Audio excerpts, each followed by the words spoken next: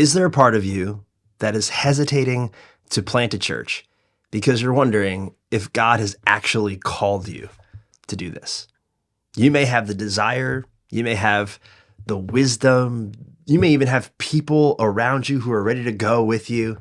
You might have all the skills necessary, but you're still kind of waiting for your burning bush moment. Like you're just waiting for God to pick up the phone and dial your number and very clearly talk to you and request, I need you to plant a church in wherever, fill in the blank, whatever city. Are you still waiting for that? If so, what we're about to discuss might just be the clarity that you need to not only know if you're called, but to know exactly when you should get started. So let's get into it. So if you've ever been asking yourself the question, am I called? I actually think there's a much better and much more helpful question that you should be asking. It's a question that will do way more to set you up for success than am I called? And we'll talk about that question in just a minute. Because first, I want to talk about the word calling and how it sometimes does more harm than good, at least in my opinion. So as you can probably tell, I have a little bit of a complicated relationship with this word. And this is mainly because I'm just not a huge fan of what the word calling has become to some churches and to some church leaders. I think the way that some people think and talk about calling makes me think of like the bat signal. If you're familiar with Batman, you know that there's this huge floodlight on the top of like the police building that projects the bat signal into the night sky whenever Commissioner Gordon goes up there and turns it on. And it gets turned on every now and then to essentially call Batman and alert him of a need. And I think that this is how some people think about calling. Not everyone, but some. Some think about their calling as like something where like God has turned on the bat signal and they have to now come and save the day. That of all the millions of people who live in this city, they are the only ones worthy enough to answer the call. They are the only ones who have the cape and have the grappling hook and the Batmobile. I don't know. But in my opinion, this way of thinking about calling sucks. Am I allowed to say sucks on a church planting podcast? I don't know. I'm going to say it anyway. I think that this I'm the hero that's coming in to save the day because I got the call from God. I think that way of thinking about calling sucks. And for three main reasons. I'll just give them all three right up front and then we'll break them down a little bit. First of all, that way of thinking about calling encourages pride. Secondly, it encourages pastor worship. Ugh, I hate that. And thirdly, it discourages wisdom and counsel. All right, and I'll tell you why I think all this. So firstly, thinking about calling as if you're the superhero that God called to come save the day, it encourages pride. When I wrongly start to think about being called by God as it means that I'm like special in some way, it promotes pride. I mean, how could it not? After all, there are 8 billion people on this planet. And so the God of the universe chose me. So if that's how I'm thinking about calling, I'm thinking, wow, I must be so much more equipped. I must be so much more prepared. I must be so much more humble. I must just straight up be better than everyone else because God chose me. Wow. So if that's the case, like, why don't you just go ahead and appoint someone to go before me and shout, make way for the called one? Right? If that's how I think about calling. If I'm the chosen one, then I don't have to play by the rules.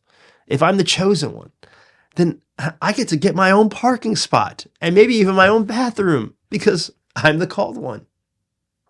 When I think of my calling as something that makes me special, it will always promote pride. It's just what happens. It's just what happens. But it also promotes pastor worship. Oh, I hate this so much. This is one thing that just makes me genuinely get nauseous anytime I see this or hear about this. Pastor worship. Pastor worship is when people in your church treat you like a king or queen who can do no wrong. Right? You've been put on a pedestal. They overly celebrate you, even when you really don't need to be celebrated. They ignore your flaws, and they will follow you blindly, even if where you're leading is terrible. To me, it's sickening. It's sickening, the idea of pastor worship. Now, to be fair, People over elevating their pastors is going to happen in every church, no matter what. It's just a part of it because pastors are influential. They're often very helpful. So people naturally will put them on pedestals. That will never go away. The problem that I have is when pastors fuel their church's desire to worship them by not being careful with their words and with their actions. Because I'm guessing that no good pastor ever wants this to happen. We want people to direct their worship to God, right? To Jesus, not to us. But our words build culture. You need to know this. Our words build our culture. And when we walk around talking about how we're called, we're the called ones, it can lead people to think that we have something that they don't. That like we're special and extra worthy of their respect now and their admiration because God called us. So for me, it's pastors who either consciously or subconsciously encourage this kind of thing that makes me just want to vomit just a little bit. All right, I'm just being honest with you because it's so un-Jesus-like. I mean, it's the furthest thing from Jesus ever. Hey, yeah, put me on a pedestal. Who cares what you think about Jesus? I hate pastor worship. So when you think about calling as if you're the superhero that God's called to save the day, not only will it encourage pride, right? But it'll also promote pastor worship, but it also discourages wisdom and counsel. Here's why. Because when you feel like you've had this burning bush moment and God has called you, how likely are you going to be to listen to like respectable and trustworthy people in your lives? How likely are you going to be to like actually sit down and hear people's feedback, even if it's a little bit critical? Right? How likely are you to listen to somebody if they were to tell you, I know that you feel like you've been called, but I'm not sure that's the best idea right now. In fact, like when you use the language, God called me to, and it could be anything. It might not even be about church planting. It could be anything. God said, right? If you just use the language, God told me. Do you know what you're communicating when you say this? Like what you're saying is that if you disagree with me now, you're actually disagreeing with God.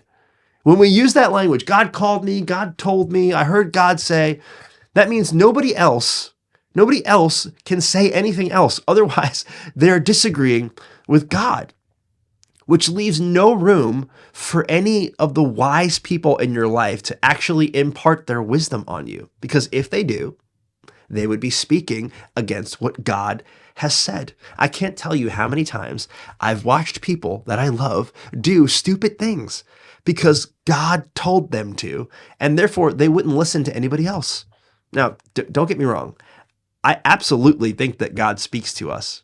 But to quote my good friend Gina Hayes, I call her Mama Gina, God always confirms his word.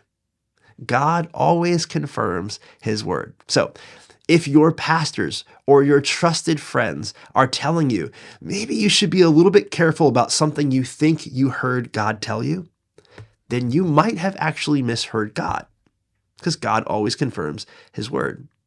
But believing that being called means that you're this special superhero will cause you to ignore the wisdom of other people because, hey, they're not the called ones. You are. So they don't know any better. They didn't hear from God. So who cares what they have to say? So I'm just telling you, please, please, please do yourself a favor. Do your future church a favor. And don't think of your calling as something that makes you any better than anybody else. You probably aren't thinking of it that way. You've probably never had that specific thought. But the way you think about calling might actually lead there. So just be careful with how you think about calling because it really doesn't make you any better than anybody else. Don't think about calling as something that earns you extra respect or praise either because it doesn't. You want to know how I know this? Because everyone else actually has the same calling as you. Just think about this for a second. Everyone else that you know actually has the same calling as you do. We may all play different roles, but we've all got the same call. You see, the way I see it, God literally picked up the phone and group dialed all of our numbers on the day Matthew penned Matthew 28, verse 19. You know that verse? It's known as the Great Commission. Therefore, go and make disciples of all the nations, baptizing them in the name of the Father, Son, and the Holy Spirit. The day that Matthew wrote those words of Jesus down is the day that God called all of us. We are all responsible and accountable for God's call to make disciples of all the nations. So if you've been wondering about whether or not you're called, allow me to put an end to your confusion. You are. You're called. You are. You were called the moment that Jesus told you to go. Go make disciples of all the nations. The question is, what part are you supposed to play, and when is the right time to begin? What part are you supposed to play in that calling, and when is the right time to begin? Now, you might be thinking, well, sure, but we're all called to make disciples, but what about when God calls us to do that in unique ways? Like through church planting, or maybe through moving to Africa, or starting a business or a ministry or whatever. And I do think that God does that. I think that he gives people specific direction at times, definitely. But think about this for a second. Does he have to? Does he have to give you specific, like a bullet by bullet, like list plan of exactly what your calling is going to look like? Or can people just volunteer if they want? Are people allowed to volunteer to go start a church? Are people allowed to volunteer to start a ministry? Are people allowed to volunteer to move to the Amazon River to plant a church, to work with people on the river and help them know about Jesus? I think so. I think volunteering is okay. In fact, I wonder how many churches never got planted because men and women were waiting to have this kind of burning bush moment. All the while, God's like, what? I gave you your moment. You want to know when your moment happened? It happened when Jesus came back to life. After dying, he came back to life. That was your moment. And then he told you very, very explicitly, go. If you are my follower, here's what I want you to do. Matthew 28:19. Go make disciples. This is the moment that you needed. This is the moment you've been waiting for. This is the moment he picked up that red phone in his office and dialed your number and said, go. So if you're inclined to plant a church, if you've got even just a little bit of a desire to maybe do this, I'd say that's enough. That might be an unpopular opinion. There might be people who disagree with me with that. That's okay. I think if you have just an inkling of a desire to do this, you should do it. You should go for it. You've already been called. If you've got the passion, pursue it. And that's why I think the question, am I called, is actually not that helpful. Because again, the way I see it, we're all called. We're all called. And that's why I actually want you to ask a different question. What I think is a much better question. A question that is much more clarifying and much less prone to cause you to be prideful or to be praise hungry and get people to worship you.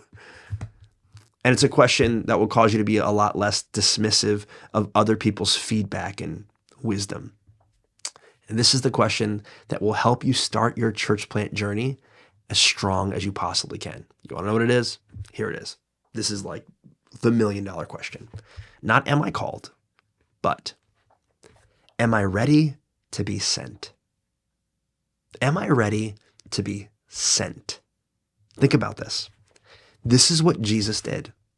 He called all of his disciples before he ever sent them. Follow me, follow me. Hey guys, fishing over there. Hey, come follow me.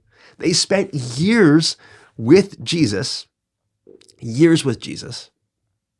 after they were initially called, before he sent them. And when the time was right, he finally did send them out.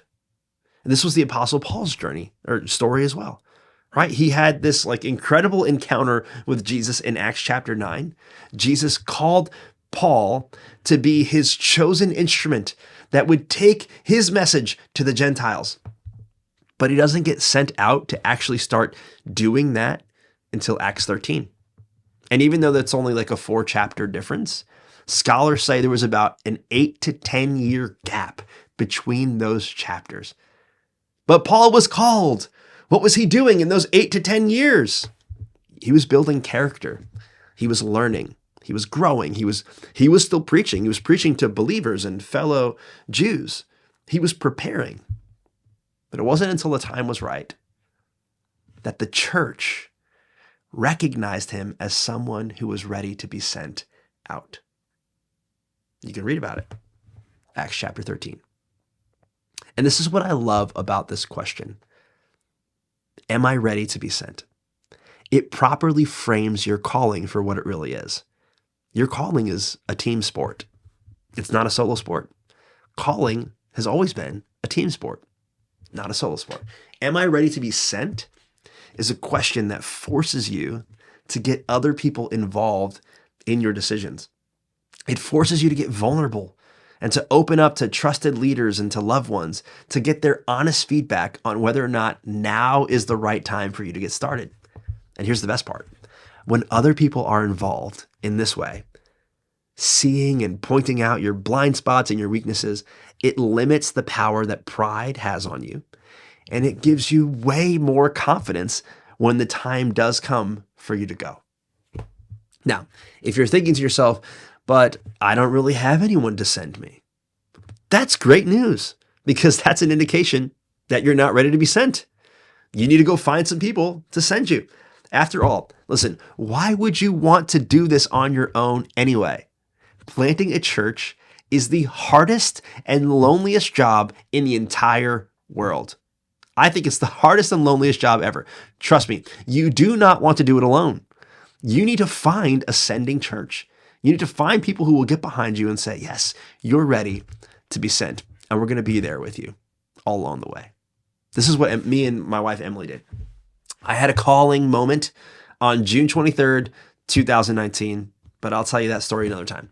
But by April 2020, I found myself ready to actually take my next step, but I didn't have anyone to send me. So I could have just gone and done it. In fact, somebody gave me that advice. They're like, wow, you have everything you need, just go. I had my calling. I had some skills, but I knew that wasn't the right move. Instead, I knew that my next step had to be to find people to send me, to find a sending church. And so I did some work, did some research, and that's when I discovered Grace Church in Kansas City and their church planting residency. And during my year in that residency program, I was constantly asking myself our question: am I ready to be sent now? Am I ready to be sent? When this thing is finished, when this program will be finished, will I be ready to be sent then? When am I ready to be sent? That, I think, is the $1 million question. And to help you determine the answer to this question, I want to give you 3 broad questions to ask yourself, and then a bunch of sub questions for each of those 3 broad categories. And my hope is that you will take seriously these questions and be honest with yourself about the answers, right? And in doing so, I hope that you'll either discover, yeah, I think I'm ready, or you'll discover the precise areas that you might need to work on in order to be ready. Sound good? So, in order to answer the question, am I ready to be sent? Here's the 3 broad questions that I want you to ask yourself. Number 1, am I ready practically? Am I ready practically? Number 2, am I ready emotionally? And number 3, am I ready spiritually? So let's break each one of those down. First one is, am I ready practically? Essentially, here's what this means. You got to ask yourself questions like this. Am I equipped? Right? I mean, this is really important. I think it's probably the least important of all the questions that we'll be exploring. But I mean, there's a whole practical side of this whole church planting thing. And you need to know if you have what it takes. Do you have experience starting new things? Have you succeeded at starting new things? Do you have experience leading people? Do you have experience leading really difficult people? Do you know how to delegate? Can you preach? And when you do people like it? Right? Do you know how to create community? Do people naturally gravitate to you? Are you like a people person? Even if you're an introvert, are you able to be a people person? Are you financially healthy? This is another like category within that. Am I practically ready? Like financially, this is probably going to take a toll on you. I mean, it just is what it is. You have the most buy-in, literally, to this vision that God's put in your heart, which means you will probably financially be the most bought in the beginning. And that's okay. But are you financially ready? Do you have any debt? Are you tithing? This is a big deal. Are you tithing? If you're not tithing, you're not ready to start a church. Let me just say that, okay? Are you saving? Like, do you have a plan in place that actually includes saving for the future? It includes tithing, and it includes budgeting. Do you stick to your plan? You got to know this. You got to know if you're financially ready. You also need to know if you're physically healthy. This is part of being practically ready. Are you physically healthy? Like, do you, and here's what I mean. I don't mean like, it's okay if you eat a cheeseburger every now and then, okay? I eat plenty. All right, but what I really want to know is like, do you actually know how to rest? Like really rest? Because here's what I know about you. If you're a church planter, right? Or if you want to be a church planter, you have an entrepreneurial spirit and you probably are a very hard worker. But do you know how to rest? You're going to need to know how to actually rest, even when things are extremely chaotic, even when your attention is needed in a million areas. You're going to need to learn and know how to turn it off and just take some time for you. Do you know how to do that? Do you exercise and do you eat right? Because the next couple of years, if you embark on this church planting journey, are going to be the busiest of your life. And if you don't already have a discipline to exercise and to eat right, you won't do it while you're planting a church. It'll be so easy for you to say, I'll push that off and I'll start doing that later. I'll start doing that later. You need to develop a habit of taking care of yourself now so that you can be as healthy as you can be when you start this journey. Another kind of subcategory within the broad question of am I practically ready is your family on board? Is your family on board? I mean, this is huge. Like, what does your spouse actually think? Are they for this? Are they nervous? Are they scared? Are they fearful? What's their relationship with God like in terms of trusting God? I mean, are they with you in this, or do they just kind of look at this as like your side project? Because let me tell you, this is not a side project. This is going to take 100% of both yours and your spouse's attention and energy and focus. So what do they think? Are they ready to sacrifice everything? I mean, literally, for me and Emily, we sacrificed basically everything. Our home, all of our retirement savings, essentially our entire savings account, our car. Like at one point we had 3 cars. We're down to 1 still. We're 4 years into this and we still only have 1 car. Like, I mean, we moved across the country, which means we left our close friends, like relationships that we had developed over several years. We left our family that was living there. We had to leave our cat behind. That's a story for another day. But are you ready? Is your family ready? Are they ready to make some serious sacrifices?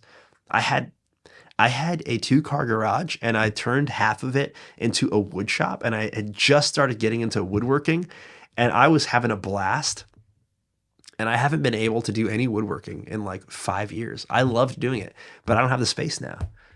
But planting a church, it's going to require sacrifice. It's just how it goes. So are you ready, and is your family ready? So that's the practical category. Are you ready practically? Then you have to ask yourself the next question, the next like broad question, which is, are you ready emotionally? I'd rather frame it this way because I want you to really think about it for you. Am I ready emotionally? Am I ready emotionally? In other words, are you emotionally healthy? Like, do you know yourself well? Like, how well do you know yourself? Do you know if you're an introvert or an extrovert, if you're a people person or a task person? Like, do you know what you need, like what your temperament needs to give you life and to fill you up? Like, my wife and I are complete opposites. I need space and silence to recharge. She needs people and fun to recharge, right? We're complete opposites, and it took years. Like, we didn't learn this about ourselves until we were several years into our marriage. And so we would get upset with each other because we were different, but we didn't understand that we were different. You need to know yourself well. You need to know, like, again, what's best for you in terms of recharging, not only physically, but also emotionally and spiritually? Do you know yourself? Do you know how to comfort yourself when you're down? Because you're going to have a lot of down days. How is your self-talk? How are your intruding thoughts? Right? Like what's that like for you? Do you have any unresolved anger or bitterness or resentment in your heart? That is a huge question. I mean, we're going to do a whole episode about that at some point, because that's probably one of the biggest downfalls for many church plants is the church planter's heart that is poisoned with anger or bitterness or resentment. It's likely, I'm in my experience, that most of the church planters I know, they start planting a church out of something that didn't go so well with their last church. Right? Like there's a discontentment that happens, which means that there's a lot of potential for you to have hurt from your past pastor, hurt from your past church, whatever it might be. Have you dealt with that? Do you have any unresolved anger, bitterness, resentment in there? What would your spouse say about how you react under like high pressure situations? This will give you a clue as to whether or not you are emotionally healthy. Like, how do you react when you're uncomfortable? How do you respond when things don't go your way? And again, I asked that very intentionally because your answer may be very different from the people who are closest to you. I want to know, what would your spouse say? What would your kids say? Like, what would your closest friend say about how you respond when things don't go your way? I mean, are you quick to get angry? Right? Do you get really overwhelmed and kind of closed off and moody or quit? Do you shut down? Do you get overly sarcastic? Do you have, I don't know, do you have a tendency of lashing out? Like taking what's not going your way and taking that out on your kids or whatever? Like what would your family say about that? All of that will be indications as to whether or not you are emotionally ready to do this. And then, do you have any unresolved grief? Is there any losses in your life that you have not actually mourned in a healthy way? The loss of a loved one, it could be the loss of a dream, the loss of a relationship, right? Has something happened in your life, and instead of actually mourning, like Jesus tells us to do, God blesses those who mourn, it's Matthew 6. God blesses those who mourn, they will be comforted. But you know what's way easier than mourning? Coping. So many people, instead of mourning, they cope. Food, it could be drugs or alcohol. Many people, and this is probably what you're most, in danger of because you're a church planter, many people cope with work. Have you been working so much? Really, not because you're trying to get things done, although that's part of it, and that's what you tell yourself, but it's because you're trying not to think about a loss that you've experienced. You got to ask yourself that question. Are you still grieving a loss? If you are, that's an indication of whether or not you might be emotionally ready to do this. So, am I ready practically? Am I ready emotionally? And then finally, the third broad question you got to ask is, am I ready spiritually? Like, in other words, am I spiritually healthy enough to take this journey? It's a big question. And I know that you love Jesus. And I know that obviously you follow Jesus. Otherwise, you probably wouldn't even be thinking about this. But we've all got room for improvement. So what's your spiritual life look like? First of all, first thing I would want to know is, do you have a pastor? Like, are you able to actually submit to another leader in your life? Are you able to respect somebody, even if they make decisions that you don't necessarily love or decisions that you wouldn't necessarily make? Like, what does that look like for you to fall under the leadership of another spiritual leader who's maybe different than you are? If you have found that you really can't do that well, that anytime a pastor makes a decision you don't like, you just kind of leave that church, or you go somewhere else, or you just, hopefully you don't do this, but you bad talk them or belittle them or undermine them in some way, like, that's an indication that you might not be ready spiritually, right? Because you need to be able to submit to another pastor in your life. Are you? Do you have a pastor? What about trusting God? Are you trusting God? Like, I'm talking like Are you trusting God with every aspect of your life? Like, do you actually follow Jesus? Like, do you practice patience even when it's really hard? Do you practice tithing, giving, even though it's really tough, right? Even though like money's already tight. Are you trusting God with your finances? I mean, are you trusting God with your kids? Are you trusting God with your marriage? All that stuff. Because if you're not doing this now, you're not going to do it later. Just how it goes. If you're not doing it now, it's not going to happen later. Don't think that church planting is going to, or becoming a church planter is going to solve this problem. It's going to force you to trust more. It won't. It's only going to enhance wherever you're at right now. So another question, like a sub question underneath the broad question, am I ready spiritually, would be, how do you respond to fear? Like, how do you respond whenever you become afraid? Do you trust God with whatever that thing is that's making you afraid? Or do you tend to maybe like quit? Do you tend to break down? How have you been obedient to God when it was really hard, right? Think about this when it comes to knowing if you're spiritually healthy. Like, you got to ask, like, are you prideful? Are you prone to being prideful? How do you relate to people that you don't like? That's another good question about, are you spiritually ready? Spiritually healthy people, I mean, nobody's perfect, but they actually listened to Jesus when he said, I want you to pray for your enemies, right? Like, when a Roman soldier comes around and asks you to carry his coat for a mile, I want you to take it 2 miles. How do you relate to people that you don't like, who think differently than you do? Politically, even in terms of faith. How do you respond to those people? How do you relate to them? How do you interact with them? What's your prayer life look like?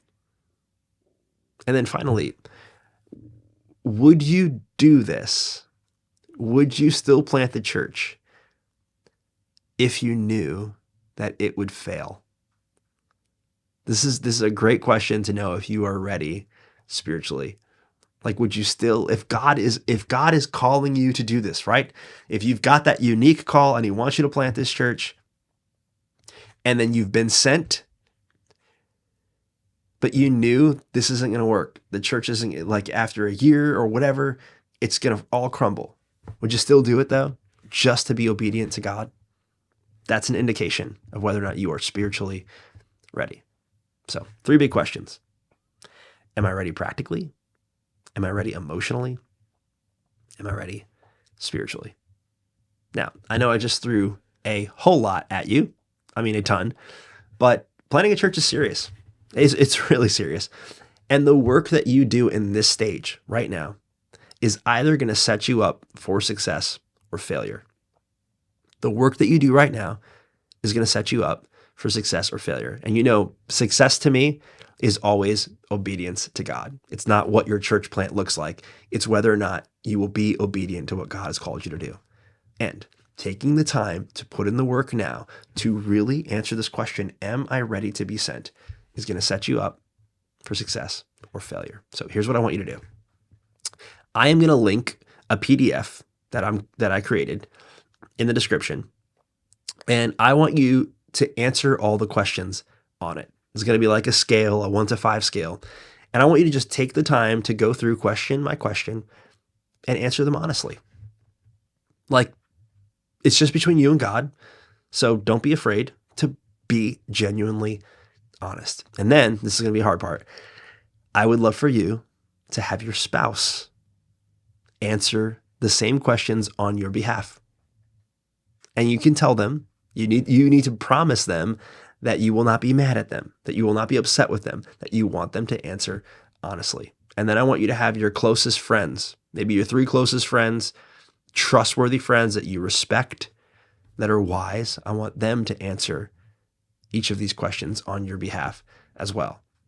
In other words, like, when they think about you, what would they say? How would they rate you for each one of these questions? You don't have to be perfect. None of us are. But when you do this exercise for yourself and you have your other friends do it, and then you kind of come up with a general number, this whole scale and the whole system and a grading system, you'll see. You don't have to be perfect. But when you do this, you'll know if you have some work to do in order to be where you should be. Again, you don't have to be at 100%, but you probably want to score around an 80 plus percentage. And if you're not in that range, if that's not the case, then look, just thank God for showing you and then ask him to help you do the work necessary. Remember the Apostle Paul? It took him 8 to 10 years between the time he was called and the time he actually was able to go out and do what he was called to do, go and preach to the Gentiles.